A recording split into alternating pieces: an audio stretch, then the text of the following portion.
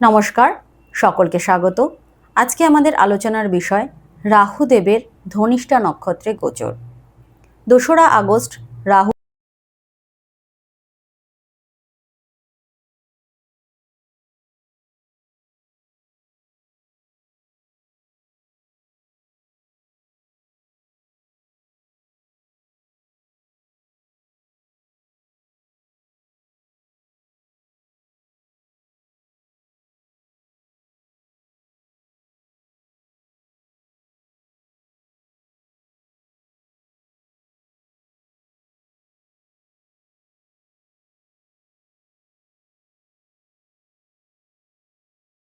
এই সময় বৃহস্পতি দেব অবস্থান করবে কর্কট রাশিতে এবং কর্কট রাশি থেকে রাহুদেবের অবস্থান হবে অষ্টম ঘরে, বা রাহুদেবের থেকে বৃহস্পতি দেবের অবস্থান হবে ষষ্ঠ ঘরে। অর্থাৎ রাহু এবং বৃহস্পতি গ্রহ দুজনে কিন্তু ষড়াষ্টক অবস্থানে অবস্থিত হবে। এবং রাহুদেব নিজে একটি বায়ুকারক প্ল্যানেট এবং মঙ্গল হল ধনিষ্ঠা নক্ষত্রের অধিপতি এবং মঙ্গল একটি অগ্নিকারক প্ল্যানেট। এই বিষয়গুলিরই কিন্তু আমরা একটা সম্মিলিত ফলাফল দেখব, অর্থাৎ বৃহস্পতির থেকে রাহুদেবের ষড়াষ্টক অবস্থান এবং রাহুদেব নিজে বায়ু রাশির বা বায়ু গ্রহ হওয়ার পরেও যখন মঙ্গলের বা অগ্নি নক্ষত্রে যাবে তার ফলাফলই কিন্তু আমরা দেখতে পাব। এবার বলবো ধনিষ্ঠা নক্ষত্র কি বোঝাতে চায়। ধনিষ্ঠা নক্ষত্রের দেবতা হলেন বসু এবং এই বসু হলেন 8টি, অর্থাৎ এই অষ্টবসু হলেন ধনিষ্ঠা নক্ষত্রের দেবতা। এই অষ্টবসুর মধ্যে 5টি হল তত্ত্ব, অর্থাৎ অগ্নি, পৃথ্বী, বায়ু, জল, আকাশ, এবং আর 3টি হল সূর্য, চন্দ্র এবং নক্ষত্র। এই 8টি দেবতা রয়েছেন এবং এর সংমিশ্রণ বা সম্মিলিত পর্যায়ে যেটা আমরা অষ্টবসু দেখি, তিনিই হলেন ধনিষ্ঠার দেবতা, ধনিষ্ঠা নক্ষত্রের। এবং ধনিষ্ঠা নক্ষত্রের প্রতীক বা অর্থ হল ধ্বনি, সাউন্ড, মিউজিক বা শব্দ। ধনিষ্ঠা নক্ষত্রের এই ধ্বনি প্রত্যেকটি তত্ত্ব এবং এই অষ্টবসুর সাথে ডিরেক্টলি কানেক্ট করে। এবং ধনিষ্ঠা নক্ষত্রের যদি আমরা অ্যাপ্রোচ দেখি, ধনিষ্ঠা নক্ষত্র কিন্তু ভীষণই একটি প্র্যাকটিক্যাল নক্ষত্র। ধনিষ্ঠা নক্ষত্রের আরেকটি বৈশিষ্ট্য হলো ধনিষ্ঠা নক্ষত্র রোম্যান্স বা কোনো রকম ইমোশনসকে প্রাধান্য দেয় না। এখানে একটা নিরন্তর ধ্বনি বা নিরন্তর শব্দের কথা উল্লেখ করা হয়েছে ধনিষ্ঠা নক্ষত্রের মাধ্যমে। এই প্রত্যেকটা বিষয়কে যদি আমরা পর্যালোচনা করি তাহলে আমরা প্রথমেই দেখতে পাবো রাহু যেহেতু মঙ্গলের নক্ষত্রে গেছে, মঙ্গল একটি অগ্নিকারক গ্রহ এবং রাহু একটি বায়ুকারক প্ল্যানেট। এর ফলে আগুন এবং বায়ু যদি মিশ্রিত হয়, আপনারা ভেবে দেখুন তাহলে কি ঘটে। সুতরাং এখানে একটা এক্সপ্লোশন বা কোনো রকম বিস্ফোটক বা বিস্ফোরক ঘটনা কিন্তু ঘটার সম্ভাবনা অবশ্যই থাকছে।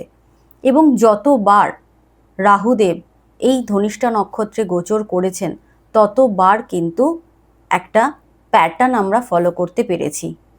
অর্থাৎ এর আগে আরও 18 বছর আগে যখন 2008 সাল ছিল তখন একটা প্যাটার্ন ছিল, তার আগে অবশ্যই 1990 সালে একটা প্যাটার্ন ছিল এবং 1971 সালেও একটা প্যাটার্ন ছিল। অর্থাৎ প্রত্যেকবার যখন যখন রাহুদেব ধনিষ্ঠা নক্ষত্রে গোচর করেছেন তখন বিশ্ব অর্থনীতিতে একটা বিশাল পরিবর্তন এসেছে। শেয়ার মার্কেটের জন্য এই সময়টা একটা বুমিং সময়, অর্থাৎ একটা বিশাল রেঞ্জ হয়তো শেয়ার মার্কেট দেখবে এবং সেখান থেকে একটা বিরাট ফলও কিন্তু দেখতে পাবে শেয়ার মার্কেট। একটা গ্লোবাল ক্রাইসিস তৈরি হয়েছিল 2008 সালে, আমাদের প্রত্যেকের মনে আছে। অবশ্যই 2008 সালে আমরা বিশ্ব অর্থনীতিতে একটা বিরাট ক্রাইসিস দেখতে পেয়েছিলাম। সেই সময়ও কিন্তু রাহুদেব অবশ্যই ধনিষ্ঠা নক্ষত্রের লাস্ট চরণে ছিল, এই সময় ফার্স্ট চরণে থাকছে 2026-এ। অবশ্যই এই সময় গ্লোবালি অর্থনীতি নিয়ে একটা বিশেষ পরিবর্তন বা বিশেষ কোনো সমস্যার উদ্বেগ হতে পারে। 2008 সালেই কিন্তু আমাদের বিশ্ব রিসেশনের দিকে এগিয়ে গিয়েছিল, এই সময় রাহুদেব অবশ্যই ধনিষ্ঠা নক্ষত্রে ছিল। 1990 সালে যদি দেখা যায় সেই সময় কিন্তু জাপানের স্টক মার্কেট বিশেষ মাত্রায় একটা ক্র্যাশ করেছিল, সেটাও সেই সময়ও কিন্তু রাহুদেব ধনিষ্ঠা নক্ষত্রে অবস্থান করছিলেন। অর্থাৎ এ থেকে বোঝাই যাচ্ছে যে 2026-এ রাহুদেব 2 অগস্ট যখন ধনিষ্ঠা নক্ষত্রে প্রবেশ করবে, তারপরে কিন্তু শেয়ার মার্কেটে একটা বিশেষ পরিবর্তন লক্ষ্য করা যাবে এবং বিশ্ব অর্থনীতিতে একটা বড় পরিবর্তন আসতে চলেছে। এছাড়াও ধর্ম, পূজাপাঠ, নিয়ম নীতি এসবের মধ্যে একটা বিস্তর পরিবর্তন বা নতুন কোনো শৃঙ্খলা বা আইন আসতে পারে। এছাড়াও দেখবেন মানুষেরা নিজেদের নাম কামানোর জন্য বা নেম ফেম, পদ প্রতিষ্ঠা, যশ খ্যাতি বৃদ্ধির জন্য যে কোনো লেভেলের অনৈতিক কাজ বা যে কোনো লেভেলের কাজে নেমে পড়বে। অর্থাৎ একটু ট্রেন্ডে আনার জন্য নিজেকে ফেমাস করার জন্য মানুষেরা হিংসাত্মক হয়ে উঠবে এবং অনেক বেশি অনৈতিক অবৈধ কাজ শুরু করবে। যেহেতু রাহু আমাদের টেকনোলজিকে দেখায়, সেই জন্য বেশ কিছু দেশে দেখা যাবে যে এআই বিশাল বিস্তার লাভ করবে, আবার দেখা যাবে বেশ কিছু দেশগুলো এআইকে একেবারে অফ করে দেবে।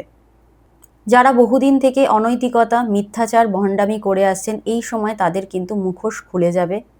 এই সময় দেখা যাবে নতুন কোনো মিউজিক, নতুন কোনো ইন্টারনেট বা নতুন কোনো বিষয় ট্রেন্ডে আসবে, বিশেষ করে এন্টারটেনমেন্ট বা মিউজিককে কেন্দ্র করে নতুন কোনো শিল্পকর্ম আবিষ্কার হতে পারে। এবং দেখা যেতে পারে যে যারা বহু পুরনো শিল্পী ছিলেন, বহুদিন থেকে যাদের কদর হচ্ছিল না, তারা কিন্তু এই সময় লাইমলাইটে আসতে পারেন বা নতুন কিছু ট্রেন্ড তাদের মধ্যেও দেখা যেতে পারে।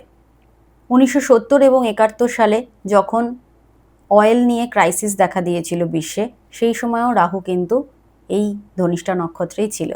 সুতরাং বলা যেতেই পারে 2026-এও যখন প্রবেশ করবে রাহুদেব এই ধনিষ্ঠা নক্ষত্রে, আমাদের কিন্তু আরও একবার অয়েল, গ্যাস এসব নিয়ে ক্রাইসিস ভোগ করতে হবে। যদি আমার ভিডিওটা ভালো লেগে থাকে অবশ্যই সাবস্ক্রাইব করুন এবং লাইক কমেন্ট করুন। নমস্কার।